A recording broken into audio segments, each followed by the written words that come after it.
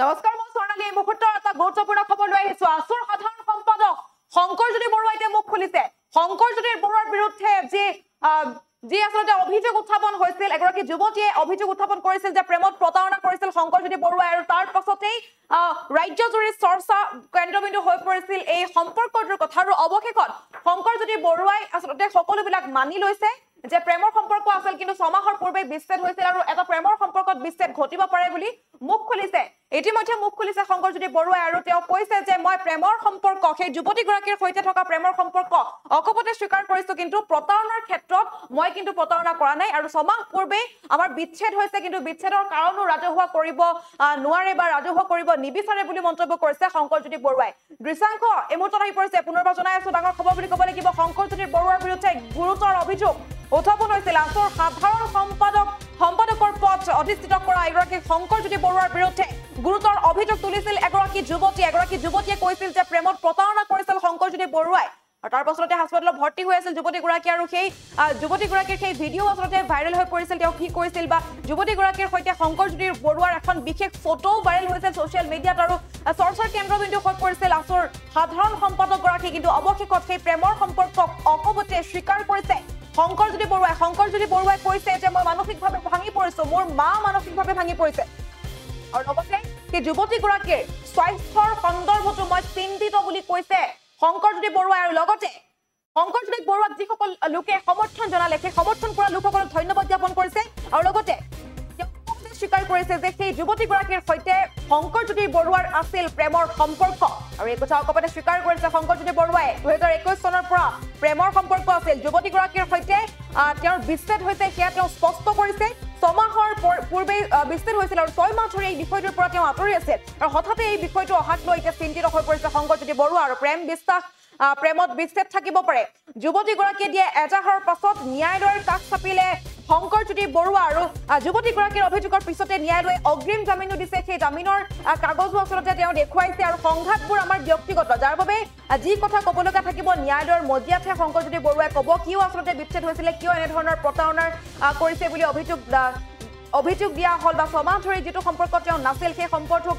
কেন্দ্ৰ কৰি যুৱতীগৰাকীয়ে কিয় অভিযোগ দাখিল কৰিলে সেইবিলাক সন্দৰ্ভত আচলতে ৰাজহুৱা তেওঁ কৰিব নিবিচাৰিলে আৰু লগতে এই যুৱতীগৰাকীৰ সৈতে প্ৰেমৰ সম্পৰ্ক স্বীকাৰ কৰিছে যদিও যুৱতীগৰাকীক কিন্তু প্ৰতাৰণা কৰাৰ ক্ষেত্ৰত যি অভিযোগ উত্থাপন হৈছিল শংকৰজ্যোতি বৰুৱাৰ বিৰুদ্ধে সেয়া আচলতে অস্বীকাৰ কৰিছে শংকৰজ্যোতি বৰুৱাই আৰু যি কম ন্যায়ালয়ত কম বুলি কৈছে বিচ্ছেদৰ কথা ৰাজহুৱা কৰিব তেওঁ খোজা নাই আৰু যি ক'বলগীয়া আছে অগ্ৰিম জামিন যিহেতু আদালতে তেওঁক ন্যায়ালয় যিহেতু প্ৰেৰণ দিছে তেওঁক আৰু সেই অগ্ৰিম জামিনৰ ভিত্তিত যেতিয়া ন্যায়ালয়ত কিবা ক'বলগীয়া হ'ব সেই সকলোবিলাক কথা তেওঁ ন্যায়ালয়তহে কম বুলি কৈছে সম্পূৰ্ণ ভাষ্য আমাৰ সৈতে আহি পৰিছে ভাষ্য এই মুহূৰ্তত আগবঢ়াইছো এইখিনি কথাই প্ৰথমতে আপোনালোক ইয়ালৈ অহাৰ কাৰণে ধন্যবাদ জ্ঞাপন কৰিছোঁ আৰু শেহতীয়াকৈ দেখিছে 6 তাৰিখৰ পৰা এগৰাকী যুৱতীয়ে মোৰ বিৰুদ্ধে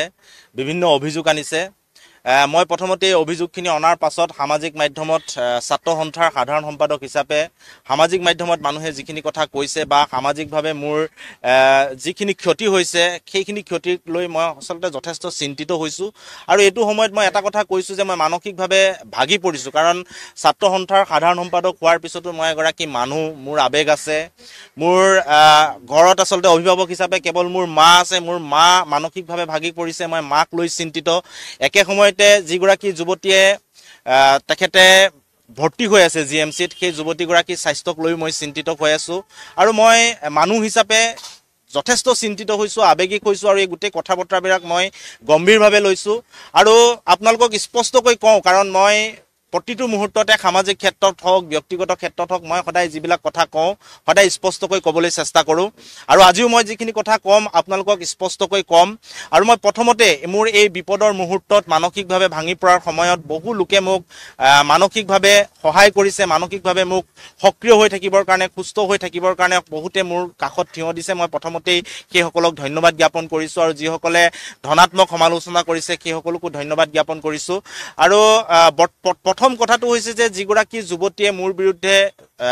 অভিযোগ উত্থাপন কৰিছে সেই যুৱতীগৰাকীৰ সৈতে প্ৰেমৰ সম্পৰ্ক থকাটো মই এক অকপতে স্বীকাৰ কৰোঁ যে তাই যুৱতীগৰাকীৰ সৈতে মোৰ প্ৰেমৰ সম্পৰ্ক আছিল আৰু মই ভাবোঁ প্ৰেমৰ সম্পৰ্ক থকাটো কোনো অপৰাধ নহয় আৰু 21 চনত মই যুৱতীগৰাকীৰ সৈতে চিনাকি হৈছিলোঁ বিশ্ববিদ্যালয়ত পঢ়ি থকাৰ সময়ত এখন বিশ্ববিদ্যালয়ৰ মিটিঙলৈ যাওঁতে যিখন ফটো সামাজিক মাধ্যমত প্ৰকাশ পাই আছে সেই ফটোখন যিদিনাখন উঠিছিলোঁ সেইদিনাখন কিন্তু যুৱতীগৰাকীক মই চিনি নাপাওঁ তাৰ পৰৱৰ্তী পৰ্যায়ত যুৱতীগৰাকীৰ লগত মোৰ চিনা পৰিচয় হৈছে আমি প্ৰেমৰ সম্পৰ্কত আছোঁ এই কথাটো সত্য যোৱা এবছৰ ধৰি আমাৰ মাজত সংঘাতৰ সৃষ্টি হৈছিল আৰু সংঘাত সৃষ্টি হোৱাৰ পাছত লাহে লাহে সেই সংঘাতটো বাঢ়ি গৈছিল আৰু যুৱতীগৰাকীয়ে কোৱাৰ দৰে ছমাহ ধৰি মোৰ তেওঁৰ লগত কোনো ধৰণৰ সম্পৰ্ক নাই আৰু তেওঁ যিখিনি কথা কৈছে মোৰ ঘৰৰ মানুহৰ লগত কথা বতৰা আটাইখিনি কথাই সত্য তেওঁ মোৰ মাৰ লগতো কথা পাতিছে আৰু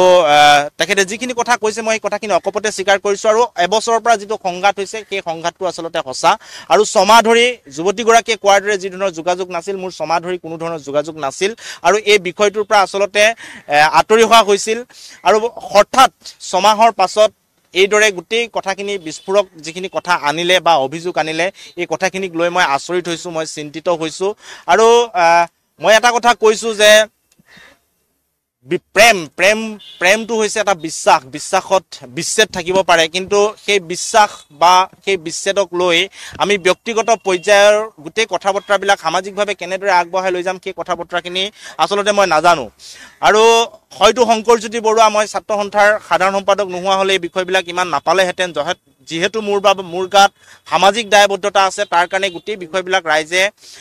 সক্ৰিয় হৈছে গতিকে মই সেই বিষয়ত বেয়া পোৱা নাই কিন্তু এটা কথা মই আপোনালোকক কৈছোঁ যে যেতিয়াই